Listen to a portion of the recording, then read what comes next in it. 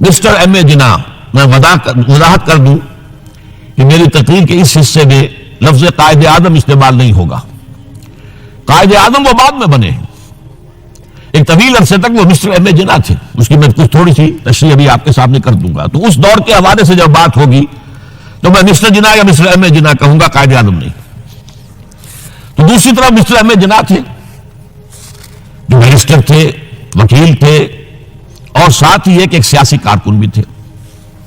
ان کی شخصیتوں کے بعض پہلو جو ہے بہت دلچسپ ہے، بہت مختصر میں ان کا اشارہ کر رہا ہوں. دونوں بہت ہی یوں سمجھیے کہ قریبی ہم عصر. علامہ اقبال جو ہے مسٹر جناح سے صرف 10.5 مہینے چھوٹے تھے. جناح صاحب کی پیدائش ہو رہی ہے 25 دسمبر 1876 کو، اور علامہ اقبال کی 9 نومبر 1877 کو. 10.5 مہینے کا فرق ہے. مقام جو ہے پیدائش کا اقبال کا تو طے ہے سیالکوٹ، اس میں کوئی اختلاف نہیں. جناح صاحب کے مقام پیدائش کے بارے میں اگرچہ عام طور پر کہا جاتا ہے کراچی، لیکن حیدرآباد سندھ میں یونیورسٹی کے ساتھ ملحق ہے انسٹیٹیوٹ آف سندھولوجی. وہاں کے محققین کا فیصلہ ہے اور تحقیق کے بعد کہ وہ جھلک ایک مقام ہے ٹھٹھا کے قریب، وہاں پیدائش ہوئی تھی. بہرحال اس مسئلے کو چھوڑ دیجئے، کوئی دلچسپی اس کی کوئی اہمیت نہیں ہے. ایک البتہ بات ذرا دلچسپی کی بھی ہے. علامہ اقبال کے بارے میں معلوم ہے ان کا پس منظر خاندانی جو تھا وہ کشمیری پنڈت، کوئی اختلاف نہیں. ایم اے جناح کے پس منظر کے بارے میں اختلاف. عام طور پر مشہور ہے کہ وہ اسماعیلی خوجے تھے، لیکن مجھے ایک عجیب اقتباس ملا ہے. یہ 1964 میں آپ بیتی نمبر شائع کیا تھا ماہنامہ نقوش نے، 1200 صفحے کا. اس میں تمام مشاہیر کی زندگی کے حالات ان کے اپنے تحریر سے یا اپنے قول کے حوالے سے بڑی خوبصورتی سے جمع کیے گئے. اس میں مسٹر جناح کا قول یہ ہے کہ میں اصل میں منگومری کے علاقے کے راجپوت ایک خاندان کی نسل سے ہوں. اس میں ان کا قول سنا دیتا ہوں، میرے پاس اس کی فوٹو سٹیٹ موجود ہے. میں پنجابی راجپوت ہوں.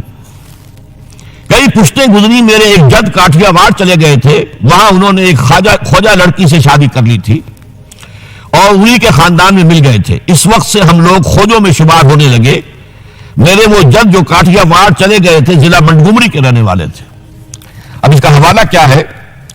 یہ بات قائد اعظم کے منہ سے اس وقت نکلی جب نواب صاحب باغپت نے کہا کہ آپ کا خاندان تو تجارت پیشہ ہے، پھر آپ میں یہ گھن گرج کہاں سے آئی؟ تو اس کے جواب میں قائد اعظم نے فرمایا کہ میں اصل میں اسماعیلی خوجہ نہیں ہوں، بلکہ میری رگوں میں جو خون ہے وہ راجپوت کا ہے. اور اس کے راوی ہے صغیر احمد عباسی، پرائیویٹ سیکریٹری نواب صاحب چھتاری. بہرحال یہ ایک دلچسپی کی بات تھی اور کوئی اہمیت اس کی خاص نہیں ہے. البتہ ایک اور بات جس کی اہمیت ہے، علامہ اقبال کے خاندانی اثرات میں مذہبی روح، مذہبی جذبہ جو ہے وہ بڑا گہرا تھا. ان کے والد شیخ نور محمد صوفی مزاج بزرگ تھے. نماز روزے کی پابندی والی معاملہ تو تھا ہی 100%، لیکن ان کا مزاج صوفیانہ تھا. والدہ بہت نیک. پھر ان کی ابتدائی تعلیم جو ہے جس ماحول میں ہوئی ہے، علامہ میر کاشمیری بہت بڑے عالم، بہت بڑے جو ہے مدرس، ان کا فیض حاصل ہوا ہے. تو یہ اقبال کی تربیت کے اندر، ابتدائی تربیت کے اندر مذہب کا حصہ کافی تھا. ایسی کوئی چیز محمد علی جناح کے معاملے میں ہمارے علم میں نہیں.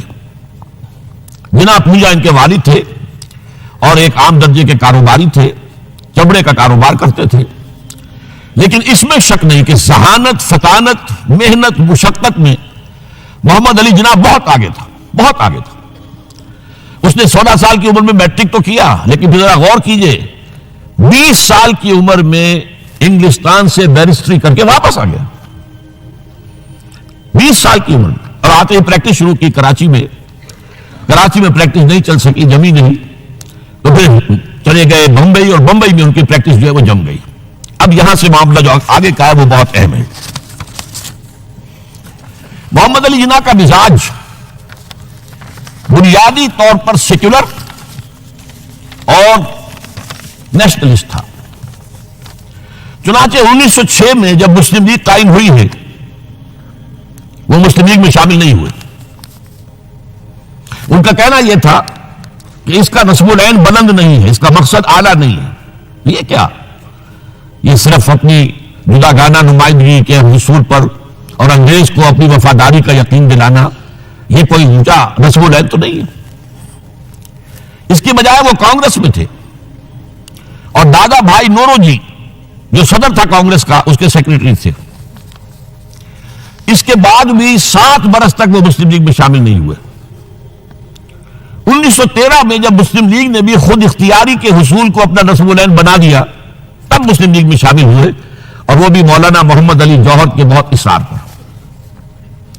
اس کے بعد بھی 1920 تک انہوں نے ڈوول ممبرشپ برقرار رکھی، کانگریس کے بھی مسلم لیگ کے بھی، اور اس پورے عرصے میں ان کا سارا رول یہ تھا کسی طرح ہندوؤں اور مسلمانوں کے درمیان مصالحت ہو جائے، کسی طرح کوئی فارمولہ طے ہو جائے جو ایگریڈ اپون ہو، جس سے مسلمانوں کی تشویش بھی ختم ہو، انہیں بھی کچھ اطمینان ملے کہ ہمارا مستقبل جو ہے وہ بہت خطرے میں نہیں ہے، ہمیں کوئی اطمینان حاصل ہو جائے۔ اس کے لیے کوئی فارمولہ بنے، کسی طریقے کی محنت کی جائے، اس کے لیے جو سر توڑ کوشش انہوں نے کی ہے۔ اور جان لیجئے کہ ان کے ذہن کے اندر، جیسا کہ میں نے کہا ہے، وہ انداز جو ہے وہ سیکولر اور نیشنلزم کا بہت گہرا تھا۔ ان کو ان کی خدمات کے طفیل میں کہا گیا ایمبیسڈر، ہندو مسلم اتحاد کا سفیر، اور یہ کہنے والا کون؟ گوکھلے۔ لیکن یہ کہ انہیں قدم قدم پر مایوسی کا سامنا کرنا پڑا۔ انہوں نے بڑی محنت کر کے، چونکہ 1920 تک ان کے پاس ڈوول ممبرشپ تھی، تو کوشش کی کہ کانگریس کا اور مسلم لیگ کا اجلاس ایک ہی مقام پر ہو، تاکہ لیڈروں کا آپس میں میل جول، گفتگو، وہاں پہ ان کے بھی سارے لیڈر آئے ہوئے ہوں، ادھر کے بھی آئے ہوئے ہوں، تو اس سے یہ کہ گفت و شنید سے کوئی راستہ نکل آئے۔ چنانچہ 1915 میں بمبئی میں اجلاس ہوا اور 1916 میں لکھنؤ میں، اور لکھنؤ میں پہلی مرتبہ ہندوؤں نے کچھ مسلمانوں کے اس مطالبے کو تسلیم کیا کہ انتخابات جو ہیں جداگانہ اصول پر ہوں گے، مسلمانوں کو ان کی جو تعداد ہے آبادی کی، اس کی نسبت سے سیٹیں ملیں گی۔ یہ جناح کی بہت بڑی کامیابی تھی۔ لیکن اس کے پس منظر میں نوٹ کیجئے ایک اور چیز تھی بڑی اہم۔ سن 1918-19 سے ایک عظیم تحریک ہندوستان میں شروع ہو چکی تھی، تحریک خلافت، کیونکہ خلافت عثمانیہ کو ختم کرنے کے لیے بڑی سازشیں چل رہی تھی۔ یہودی سرگرم تھے اور برطانیہ کے ذریعے سے وہ چاہتے تھے کہ اس کو جو ہے وہ ختم کیا جائے، خلافت کو۔ اس وقت ہندو مسلمان ایک ہو گئے تھے۔ گاندھی خلافت کی تحریک میں شریک ہوا، حالانکہ کہاں گاندھی کہاں خلافت، کیا ان میں رشتہ کیا ہے، لیکن اسے اندازہ ہو گیا تھا کہ اگر ہم نے مسلمانوں کا ساتھ اس وقت نہیں دیا، جبکہ پورا ہندوستان گونج رہا تھا، بولی اماں محمد علی کی جان بیٹا خلافت پہ دے دو، ساتھ ہیں تیری شوکت علی بھی جان بیٹا خلافت پہ دے دو، پورا ہندوستان ایک عظیم تحریک تھی، اس میں کوئی شک نہیں، بہت بڑی تحریک۔ لہذا اس پس منظر میں اسی کا اثر میں سمجھتا ہوں یہ ہوا کہ لکھنؤ پیکٹ ہوا 1916 میں، اور قائد اعظم کو اس میں کچھ نصیحت جو ہے وہ نظر آ گئی، اپنی کامیابی کی شکل نظر آئی۔ لیکن جیسے ہی تحریک خلافت ختم ہوئی، ختم تو اس لیے ہو گئی کہ مصطفیٰ کمال پاشا نے خود ختم کر دی خلافت۔ وہ تو جیسا کہ پھر علامہ اقبال نے بھی کہا تھا، چاک کر دی ترک نادا نے خلافت کی قبا، سادگی اپنوں کی دیکھ اوروں کی عیاری بھی دیکھ۔ بہرحال خلافت ختم ہو گئی تو وہ سارا جوش خروش وہ سارا ختم ہو گیا۔